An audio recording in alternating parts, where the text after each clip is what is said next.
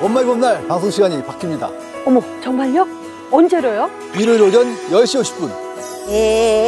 엄마. 어이 말이야. 아이고 다리가 아파 죽겠다. 저희 어머님은 전적으로 허리가 많이 굽었잖아요.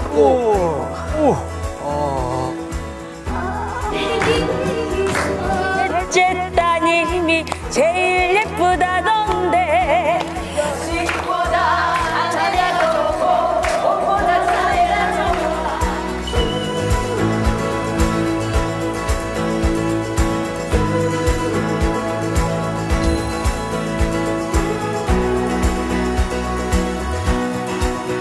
말이 기적이다. 어떻게 저렇게 허리가 펴졌냐고. 가슴 뭉클하면서도 박장대소하게 하는 우리 어머님들의 이야기. 일요일 10시 50분입니다. 일요일 오전 10시 50분에 만나요. 꼭이요. 꼭이요.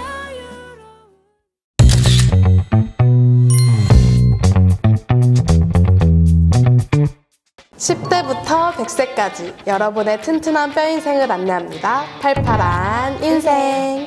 오늘 함께 해주실 제일정형외과 병원 명의 재활의학센터 김승현 원장님 모셨습니다. 네, 안녕하세요. 제일정형외과 재활의학센터 김승현 원장입니다.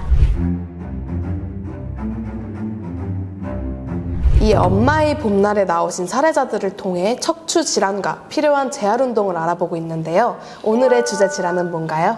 네, 저희가 환자들을 이제 치료하다 보면 사실 딱 한 가지 질환으로 오시기보다는 여러 질환들을 복합적으로 갖고 있는 분들이 많은데요. 오늘 소개해드릴 분도 이제 척추 협착증부터 뭐 전방전이증 그리고 무릎 관절염까지 앓고 계신 분입니다. 어떤 분이신지 먼저 영상으로 준비를 해봤습니다. 허리 디스크도 있으시고요. 협착증도 있으시고 이제 관절이 약한 뭐 전방전이증, 허리병이 좀 여러 군데 좀 많이 있어요. 근데 우리 어머님이 또 무릎도 많이 아파하신단 말이죠. 환자분 엑스레이 검사를 했을 때 우측 무릎의 경우에는 거의 뭐 아주 초기의 관절염 정도의 이제 좌측의 경우에는 이제 2기 정도 혹은 많이 주면 3기 초반 정도로 초중기 정도의 이제 관절염이라고 봐야 될 것 같고 제가 제 어머님 댁에 가서 이제 봤을 때 또 이제 커다란 문제는 보행이에요. 지금 우리 어머님이 이렇게 걷는 건 잘하세요. 이렇게 여기까지는 잘 걸었거든요. 그다음에 여기 땅을 밟을 때 이 발바닥에 힘이 딱 들어가게 밟으셔야 돼. 그러니까 발바닥에 힘을 주고 일어날 때는 여기 중족골 있잖아요. 고기를 차고 일어나야 돼 이렇게. 엄마의 봄날 441회 문소님 어머님의 사례였네요. 사실 한 군데만 아파도 너무 힘들잖아요. 척추뿐만 아니라 이 무릎 관절염까지 여러 문제들이 있어서 정말 안타까웠습니다. 원장님, 이렇게 동시에 여러 질환이 찾아오는 이유가 너무 궁금한데요. 네, 우선 이런 질환들이 대개는 퇴행성 질환이기 때문에 이제 시기적으로 노화가 오는 시기에 같이 오는 경우가 많고요. 두 번째로는 이제 척추나 관절 어느 한 부위에 통증이 있게 되면 우리가 이제 정상적인 자세를 유지하지 않고 뭐 구부정한 자세라든지 또는 뭐 좌우 다른 관절에 불균형하게 무게를 실는 등의 영향을 미쳐서 이제 복합적으로 오는 경우가 많습니다. 뭐 예를 들자면 뭐 척추 협착 환자분들의 경우에는 좀 허리를 앞으로 숙이고 구부정한 자세로 걷는 경우가 많은데 이렇게 무게 중심이 앞으로 쏠리다 보면 또 무릎 관절에 걸리는 하중도 증가하게 되면서 무릎 관절염도 쉽게 오게 됩니다. 그리고 게다가 그 문소님 어머님은 이 보행에도 어려움이 조금 있으시더라고요. 네, 맞습니다. 이제 특히 이제 걸을 때 발바닥을 땅에 딛는 힘이 좀 약해서 걷는 걸 좀 힘들어 하셨어요. 그래서 보통 이제 정상 보행은 이게 발이라고 했을 때 발 뒤꿈치에서부터 시작해서 중앙부 발의 아치를 지나 중족골, 발가락 끝을 차고 발을 떼면서 이렇게 순차적으로 일어나야 하는데요. 이제 사례자 어머님의 경우에는 이런 순차적인 발의 이동이 보이지 않고 특히나 이제 발끝을 차는 힘이 굉장히 약한 모습을 보이는 보행이었습니다. 이런 경우에는 이제 발에서부터 충격 흡수가 좀 더뎌지고 무릎이나 이제 고관절까지 충격이 많이 가해지면서 관절에 무리가 갈 수 있습니다. 이제 보통 사실 우리가 걷는 거라고 하면 굉장히 쉽고 이제 당연한 거라고 생각을 하잖아요. 그런데 정상 보행을 위해서는 사실 이제 많은 관절들과 근육들이 정상적으로 작동을 해야 돼서 이렇게 통증이나 뭐 또는 좀 더 심하게 중추신경계 질병 그리고 근골격계 장애가 있는 경우에는 보행에 어려움이 생기고 비정상적인 걸음걸이가 생길 수밖에 없습니다. 저도 사실 솔직히 걷는 게 세상에서 가장 쉽고 뭔가 당연한 건 줄 알았는데 세상에 당연한 건 없는 거였네요. 문소님 어머님이 어떤 치료법을 받았는지 궁금합니다. 네, 일단 1차적으로 이분의 경우에는 신경성형술과 이제 골수흡입 농축물 관절강내 주사 치료를 진행했는데요. 신경성형술은 꼬리뼈 안쪽에 약물을 주입해서 신경이 유착되고 병변이 있는 부위의 염증을 제거하는 이제 효과를 기대할 수 있는 시술이고, 이제 골수흡입 농축물 관절강내 주사 치료는 좀 이름이 길어서 어려울 수 있는데 환자 자신의 골수에서 농축물을 채취해서 이제 무릎 관절에 이식하는 치료법인데요. 대개는 이제 무릎 퇴행성 질환은 있지만 인공관절 치환술까지는 필요 없는 경우에 많이 시행합니다. 사례자의 경우 다행히 무릎 관절염 진행 속도가 좀 초기에서 중기 정도라서 관절 기능을 개선하는 이런 치료가 시행되었습니다. 시술도 중요하지만 시술 후에 더 문제가 생기지 않도록 하는 것도 굉장히 중요하잖아요. 네. 이분의 경우 무엇에 중점을 두고 재활 운동을 해야 될까요? 네, 기본적으로는 이제 허리, 무릎 시술 후 운동을 뭐 당연히 시행을 하되, 어머님의 경우는 앞서 잠깐 말씀을 드렸는데 보행의 어려움도 좀 있으셨어요. 그래서 걸을 때 발을 이제 내딛는 힘이 약하고 좀 넘어질 듯한 불안정한 모습을 보이셨기 때문에 올바른 보행 습관 개선을 위한 재활을 추가적으로 진행했습니다. 이 걷는 것을 계속 강조를 해주셨는데 네. 척추 질환이나 무릎 관절염에 보행이 중요한 이유가 있을까요? 네, 이제 척추 질환으로 인해서 이제 뭐 허리 통증, 그리고 이제 다리 방사통, 또는 이제 관절염으로 인해서 하지의 불안정과 불균형이 있는 상태에서 보행 습관을 개선하지 않으면, 초기에도 잠깐 언급했지만 이제 척추나 발목 또는 이제 무릎에 걸리는 충격이 증가해서 이제 기존에 갖고 있던 척추 관절 질병을 악화시키고, 또 이렇게 불안정하면 낙상 위험도 올라가게 되거든요. 그래서 계속 이제 제가 보행을 강조드리고 있습니다. 네, 그럼 본격적으로 낙상 예방을 위한 보행 훈련을 배워보도록 하겠습니다. 원장님, 첫 번째 동작은 뭔가요? 먼저 의자에 앉아서 하는 동작입니다. 우리가 마칭이라고 부르는 동작인데요. 걷는 동작과 유사한 동작을 앉아서 연습하는 걸로 초보자분들도 쉽게 따라할 수 있습니다. 네. 먼저 이렇게 의자에 약간 걸터 앉은 다음에 최대한 오른쪽 무릎을 높이 들어 올렸다가 내려주고, 반대쪽도 마찬가지로 올렸다가 천천히 내려주고, 걷기와 비슷한 연습을 하신다고 생각하시면 됩니다. 네. 각각 총 10회씩 한 2에서 3세트 실시해 주세요. 네. 이렇게 해보니까 은근히 허벅지 쪽에 힘이 좀 들어가는 것 같아요. 네. 이건 어디에 좋은 운동인가요? 이 동작은 이제 엉덩이와 허벅지의 유연성을 길러주고 ong덩이와 허벅지를 연결하는 엉덩관절 굽힌근을 강화시켜주는 동작입니다. 이제 운동할 시 주의할 점은 네. 이게 기본적으로 엉덩관절 굽힌근을 강화하는 동작이라고 했잖아요. 그래서 사실 이렇게 뭐 슬렁슬렁 무릎을 조금만 들으시면 사실 운동 효과가 없고, 네. 본인이 이제 할 수 있는 선에서 최대한 많이 굽히는 게 핵심이거든요. 네. 힘차게 굽혀주시고, 또 이제 배에 힘을 주고 허리를 편 올바른 자세를 유지하는 게 중요해요. 그래서 만약 이 자세를 초반에는 취하기가 어렵다면 뭐 초기에 허리 뒤에 쿠션 등을 받치고 뭐 시행하시면 되겠습니다. 네.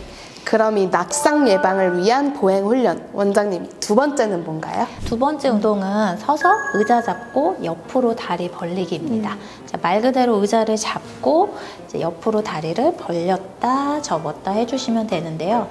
역시 한 다리당 10회씩 3세트 반복해 주시면 됩니다. 한번 해보시겠어요? 네.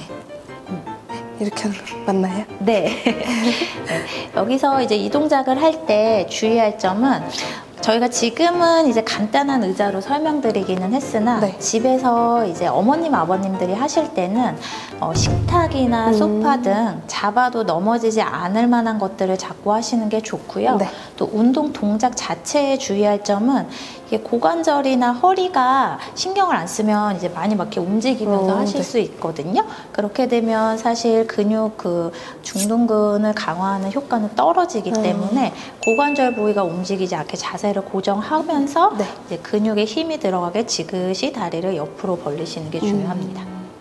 제가 이렇게 계속 해보는데 앞서 동작도 그렇고 이 동작도 그렇고 역시 이 엉덩이 근육을 강화시켜주는 운동이라고 하셨는데요. 이 보행을 할 때 이 엉덩이 근육과도 관련이 있는 걸까요?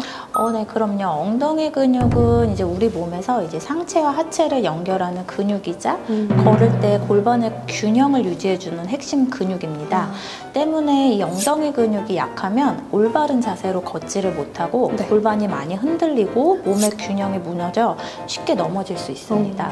따라서 엉덩이 근육을 단련해주면 올바른 자세와 낙상 예방에 도움이 많이 됩니다. 저는 엉덩이 근육이 이렇게 중요한지 몰랐습니다. 애플입이 되겠다고 운동을 조금 한 적이 있는데 사실 건강 목적이라기보다는 미용 목적이 많이 컸었거든요. 원장님, 저처럼 아프지 않은 사람들도 오늘 알려주신 동작들을 열심히 하면 애플입이 될 수 있을까요? 그럼요. 엉덩이 근육 운동을 열심히 하면 이제 건강과 미용 두 마리 토끼를 다 잡으실 수 있을 겁니다. 열심히 해서 잃어버린 엉덩이 근육을 제가 한번 찾아보겠습니다. 낙상 예방을 위한 보행 훈련 마지막 세 번째는 뭔가요? 네. 일어서 있는 자세에서 바로 시행하면 될 것 같은데 마지막은 이제 실제 바르게 걷는 연습을 하는 걷기 연습입니다. 처음에는 이제 제자리에서 네. 아까 제가 정상 보행 할 때 발의 움직임 말씀드렸잖아요. 네. 발 뒤꿈치에서부터 중앙부 그리고 발 앞쪽까지 차례로 무게를 옮겨보는 연습을 제자리에서 이렇게 체중 이동 연습을 먼저 하시고요. 네. 이거를 숙지하신 다음에 실제 걷는 연습을 하는 동작입니다. 이렇게 장애물이 있으면 이제 아무래도 그냥 이제 근육을 살짝 쓰는 것을 방지하고 하지 근력 향상에 도움이 될 뿐만이 아니라 균형 감각도 키워서 낙상 위험을 낮추게 됩니다. 이제 주의할 점은 이제 당연히 이제 서진 씨 같은 경우는 지금 낙상 위험도가 높지가 않으니까 네. 저희가 바로 이렇게 장애물 넘는 모습을 보여드렸는데 처음부터 이제 높이가 있는 장애물을 넘으면은 이제 어머니들 같은 경우 이제 넘어지실 수도 있으니까 꼭 제자리에서 먼저 연습을 하고 불안하시면 처음에는 굉장히 높이가 낮은 수건이나 이런 거를 이용해서 연습을 하시고 점차 장애물의 높이를 높이는 방향으로 연습하시기 바랍니다. 네. 사실 이렇게 의식을 하면서 직접 걸을 일이 별로 없잖아요. 이렇게 걸어보니까 조금 신기하기도 하고 저도 제 몸에 좀 집중해서 걷는 느낌이 드는 것 같아요. 괜히 이렇게 허리도 펴고 바르게 걷는 게 되는 것 같고 앞으로 이 건강해지겠다는 각오로 꾸준히 한번 해보겠습니다. 네. 김승현 원장님과 함께 낙상 예방을 위한 보행 훈련에 관한 운동법 알아봤습니다. 잘 걷는다는 게 얼마나 감사한 일이고 또 얼마나 중요한 일인지 알게 된 시간인 것 같습니다. 다음 시간에는 어떤 걸 알려주실 건가요? 네, 한국인의 만성질환 1위라고 할 수 있는 질환, 무릎 관절증에 대해서 알아볼 건데요. 요즘 인공관절 수술 많이 하시잖아요. 수술 후 빠른 회복을 위한 재활법 준비했으니까 많이 기대해주세요. 다음 이 시간이 벌써 궁금해지는데요. 저처럼 다음 이야기가 궁금하시다면 신규철 TV 구독, 좋아요도 부탁드려요.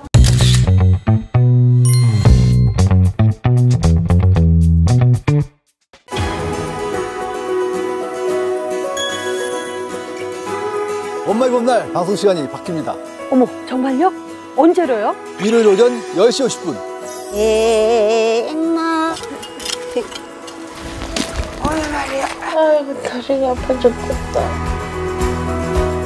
저희 어머님은 전적으로 허리가 많이 굽었잖아요.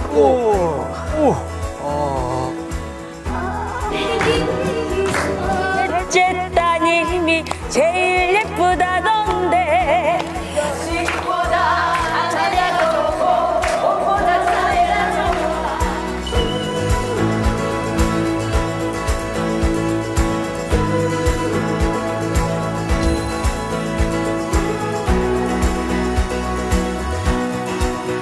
말이 기적이다. 어떻게 저렇게 허리가 펴졌냐고. 가슴 뭉클하면서도 박장대소하게 하는 우리 어머님들의 이야기. 일요일 10시 50분입니다. 일요일 오전 10시 50분에 만나요. 꼭이요. 꼭이요.